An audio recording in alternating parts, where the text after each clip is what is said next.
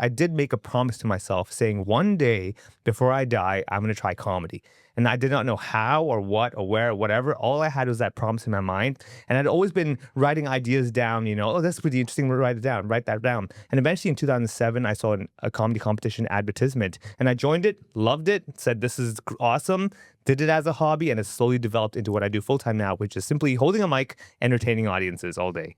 Wow, that's a dream job. That would be my dream, my girl's dream job. But there you go. Well, I watched a lot of your YouTube, videos. That was really amazing. And every time I feel unhappy or bored, and then I said, oh, that's great. Thank you. Good enough. But you started off in a different career, right? In technology, IT, and you study in CEO, right? I don't want to reinforce the stereotype, but me being Indian, I was just good at IT.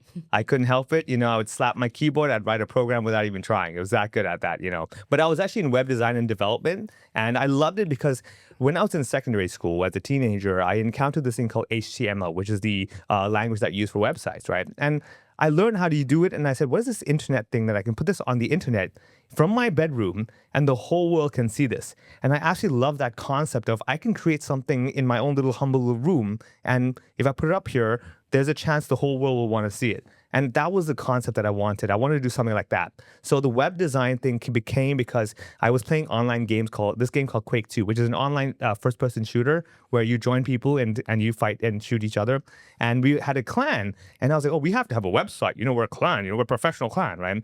And so I made the website and I learned how to make all these different designs. And at the same time, because you play the game, you want to have your own little uniform, right? So I learned Photoshop.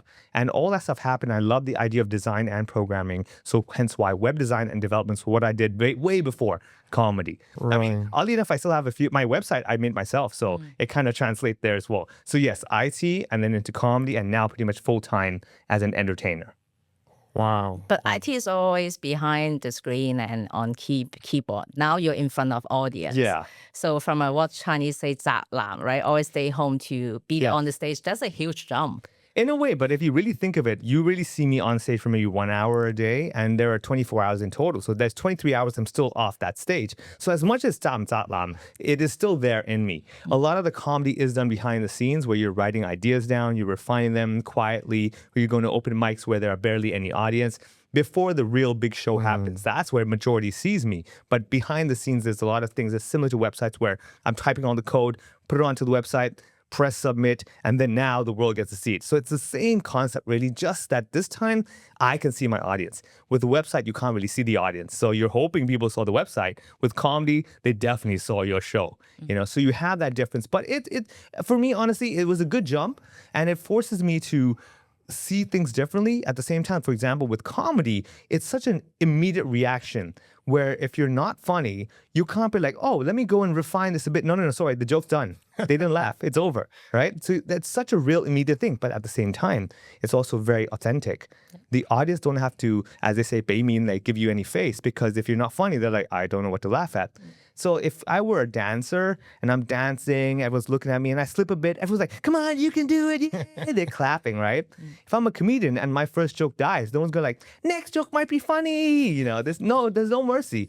But I love that idea that when they laugh, they didn't do it just to be polite. They laughed because it was funny. And that is what I love the most. Much like, let's say, social media, much like, let's say, YouTube videos, people don't need to view your video just to give you, be nice to you.